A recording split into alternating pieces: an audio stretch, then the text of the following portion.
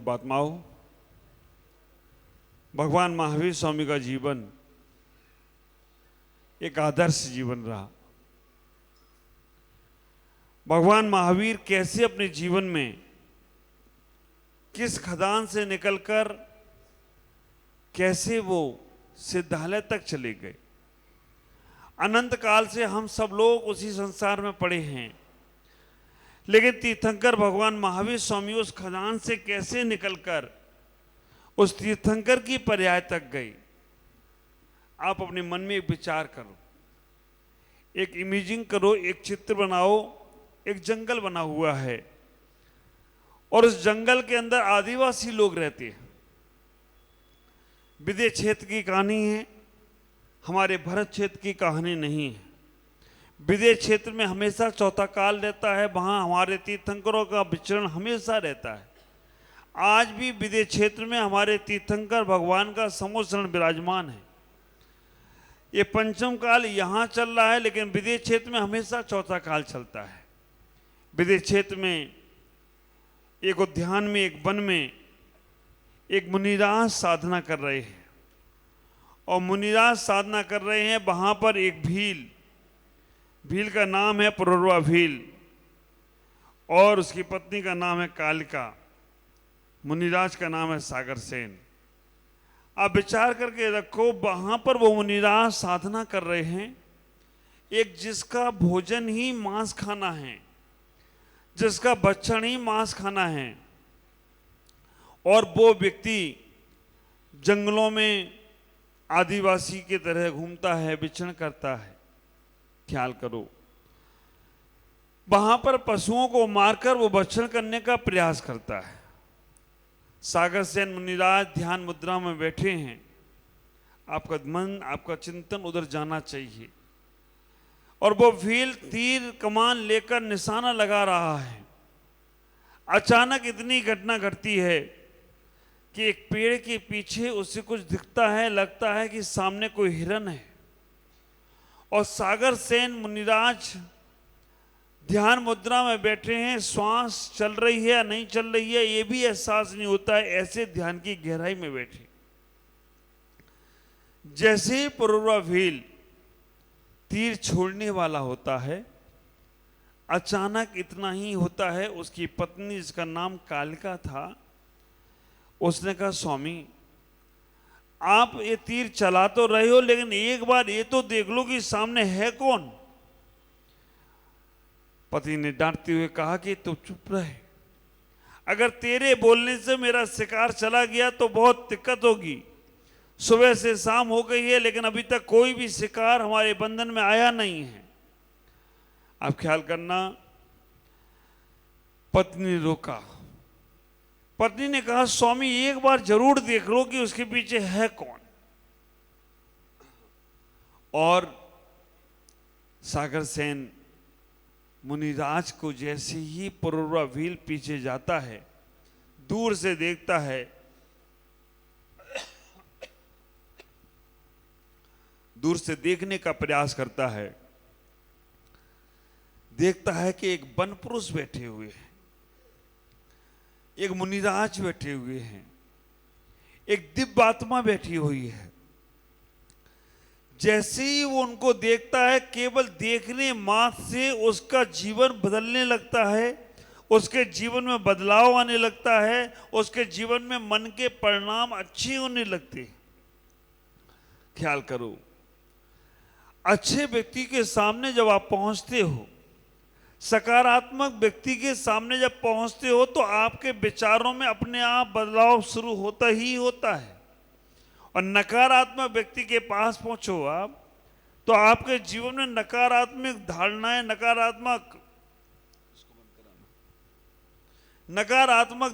नकारात्मक विचार आपके अपने आप आने लगते हैं। हम जैसे व्यक्तित्व के सामने पहुंचते हैं, शांत स्वभावी के पास पहुंचेंगे तो हमारे मन में शांत स्वभाव होगा ही होगा। हम अपने किसी क्रोधी के पास पहुंचेंगे तो हमारे मन में झुंझलाहट के भाव आने ही वाले हैं। वो पुरर्वा भील जैसे ही उन मुनिराज के सामने पहुंचता है, उसके परिणामों में, उसके विचारों में, उसके भावों में अपने आप नेचर बदलने लगता है और अपनी पत्नी कालिका को धन्यवाद देता है।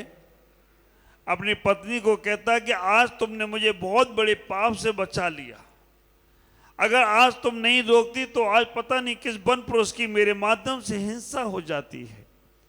ख्याल करो, अगर हमारे जीवन में स्त्री नहीं होती, हमारे जीवन में महिलाएं नहीं होती, तो ख्याल करके रखना हमारा जीवन बंजारों की तरह था, बंजारों की तरह ही रहता।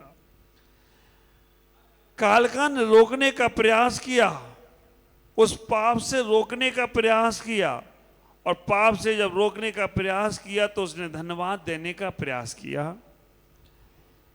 मुनिराज के पास बैठ गए। मुनिराज के पास बैठने के बाद मुनिराज की मुद्रा देखते ही बनती थी। ऐसा उनका जीवन। ख्याल करो, साधु का बोलना ही उपदेश नहीं है, साधु तुम्हें कुछ समझाए यही उपदेश नहीं है, साधु की हर चर्या तुम्हारे लिए उपदेश है। साधु का उठना, साधु का बोलना, साधु का बैठना, साधु का देखना, साधु का चलना, सब तुम्हारे लिए उपदेश है। साधु कैसे चलते हैं? साधु जमीन में 4 हाथ देखकर चलते हैं। कितना भी आपसे बात करते रहें, कितना भी आपसे चर्चा करते रहें, लेकिन उनकी दृष्टि कहाँ रहती है? कहाँ रहती है? नीचे या इधर उधर देखते हुए चलती है? नीचे रहती है। अर्जुन के पास जब पूछा गया कि अर्जुन तुम्हें सामने पेड़ पे क्या दिख रहा है, अर्जुन से पूछा गया पेड़ पे क्या दिख रहा है, तो केवल आंख, चिड़िया की आंख दिख रही है, लक्ष्य दिख रहा है। ख्याल करके रखना, जिस आदमी के पास अपना लक्ष्य होता है ना, जिस आदमी के पास अपना अहम होता है ना, जिस आदमी के पास अपना एक निर्णय होता है, वो आदमी कभी भटक नहीं सकता। संसार के सारे कार्य करेगा, लेकिन उसकी दृष्टि केवल अपने लक्ष्य को पूरा करने में होगी। राजा सैनिक के जीवन में ऐसा ही घटा।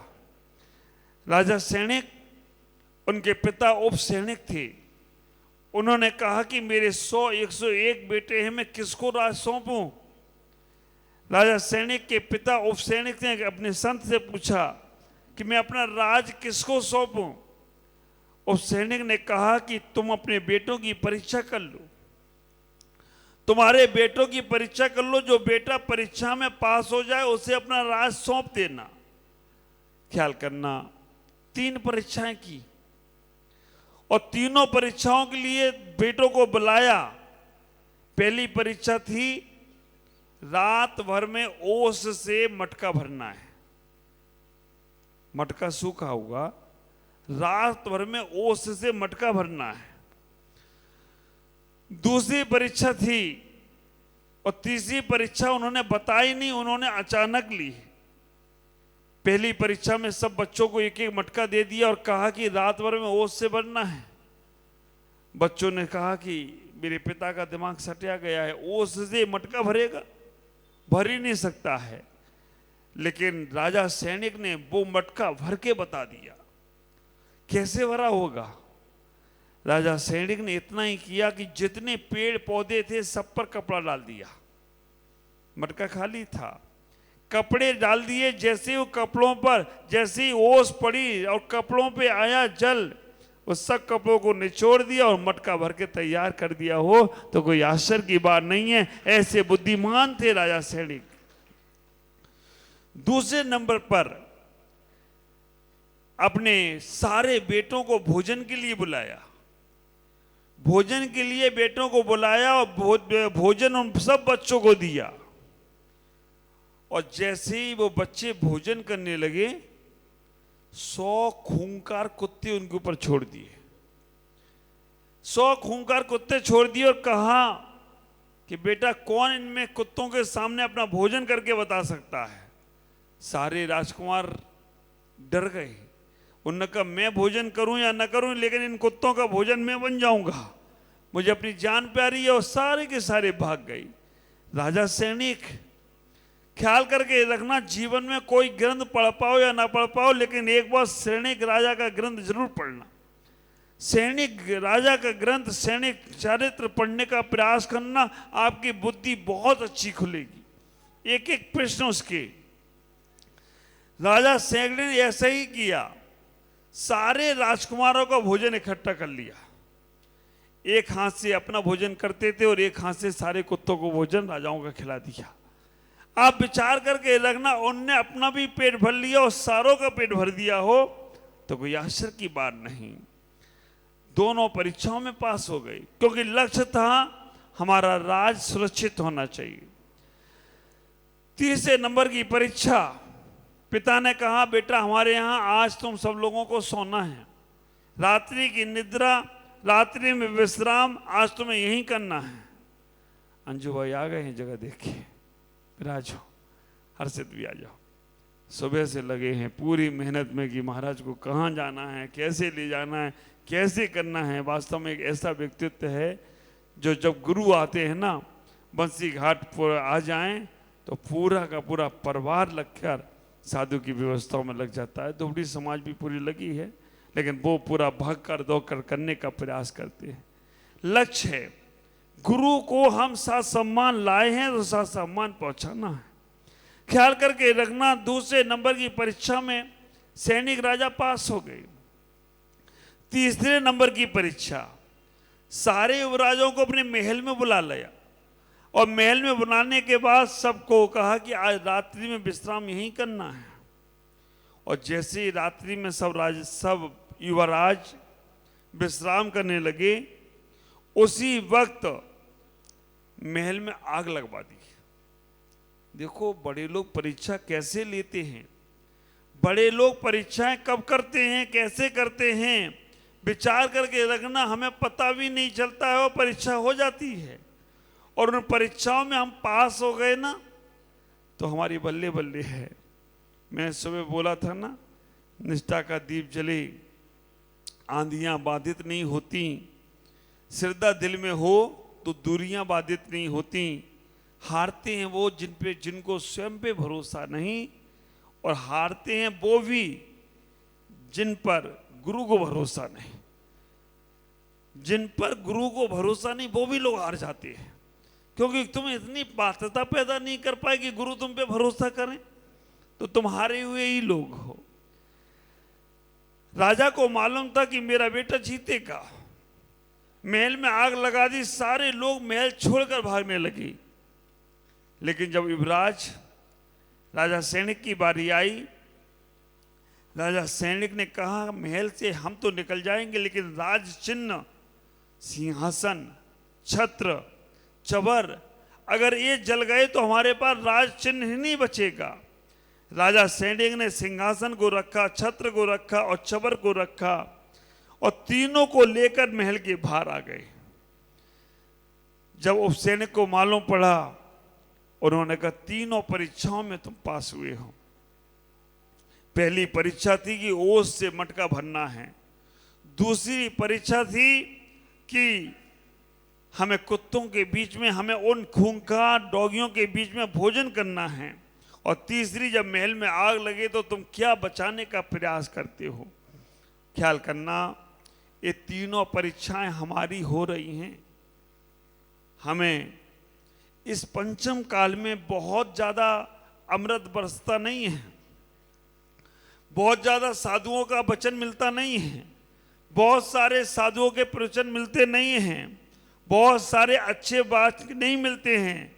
जैसे ओस से वो मटका भरा है, वैसे ही हमें साधु के वचनों से अपने जीवन के अमृत रूपी मटका को भरना है। कहाँ से अच्छी बात मिलती है, कैसे अच्छी बात मिलती है, वैसा सोचकर अपने मटके को भरने का प्रयास करो। पहली परीक्षा। दूसरी परीक्षा आपकी ये है, संसार में विषय कामनाओं के डॉगी घूम रहे हैं, उनके बीच में अपने जीवन का यापन कैसे करना है। संसार में सब प्रकार के लोग हैं, कोई अच्छे लोग भी हैं, कोई बुरे लोग भी हैं, लेकिन उनके बीच रहकर अपने जीवन को कैसे जीने का प्रयास करना है। अगर तुमने उनके बीच में रहकर अपने जीवन को जी लिया, समझ लेना तुम्हारा जीवन सार्थक होगा। तीसरे नंबर की परीक्षा आपकी होती है जब दुख का समय आता है, जब संकट का समय आता है, जब ईर्ष्या वैमनस्यताओं की आग लगती है, तब तुम किसे बचाना चाहते हो? सामान बचाना चाहते हो, या अपने आप को बचाना चाहते हो, या अपने धर्म को बचाना चाहते हो? विचार करना। जब दुख का समय आता है, संकट का समय आता है, तब तुम्हें लगता है कैसे भी इसका निवारण हो जाए। वक्त पड़े तो वांका, गधे को कहे काका। ख्याल करके रखना। फिर पीर फकीर पे जाओगे, फिर यहाँ जाओगे, फिर वहाँ जाओगे, सब जगह जाकर धर्म खत्म होता हो तो हो जाए, लेकिन हम बचना चाहिए। नहीं, अच्छा व्यक्ति वही होता है जो सब चला जाए तो चला जाए, लेकिन अपना धर्म नहीं जाना चाहिए। अपने मन के परिणाम में विकल्प नहीं आना चाहिए। इतना ही विचार करके रखना। ये तीनों व्यवस्थाएं हमारे साथ हो रही हैं। राजा सैनिक को वो राजपाट सौंपा गया, लेकिन दुर्भाग्य था राजा सैनिक का कि वहां कुणिक को वो राज मिला और सैनिक को राज दरबार से बाहर जाना पड़ा। हमें भी इतना ही विचार करना है। मुनिराज की चर्या, मुनिराज का वक्तव्य, मुनिराज का उपदेश, मुनिराज का उठना बैठना, सब में अहिंसा ही दिखती है। मुनिराज किसी को नफरत की दृष्टि से नहीं देखते। ख्याल करना, उनकी आंखों में कभी नफरत की आग नहीं होती है। अगर वो कभी गुस्सा भी होते हैं ना, तो विचार करना केवल गुस्सा इसलिए हो रहे हैं। अगर उनके मन में, उनकी आंखों में कभी गुस्सापन आया है, सुधार को लेकर गुस्सापन आया है। कभी वो चलते हैं, ऐसे रास्ते पे भी चले जाते हैं जहां लोग मना करने वाले बहुत मिलते हैं, लेकिन उनके दिल में, श्रद्धा में, उनके आस्थाओं में, उनकी भावनाओं में बाकी लोगों का कल्याण करने की भावना है। पूर्वोत्तर में साधुओं का आना, विचार करके रखना। बहुत पुण्य हुए होंगे तुमने, कई जन्मों के पुण्य किए होंगे, जो तुम्हें पूर्वोत्तर में दिगंबर साधुओं के दर्शन हो रहे हैं, और एक एक नहीं 13-13 साधुओं के संग के दर्शन हो रहे हैं। आसान नहीं है पूर्वोत्तर में आना, लेकिन विचार करना, कोई पुण्य किए होंगे, उनकी हर चर्या तुम्हारे जीवन में संदेश देती है।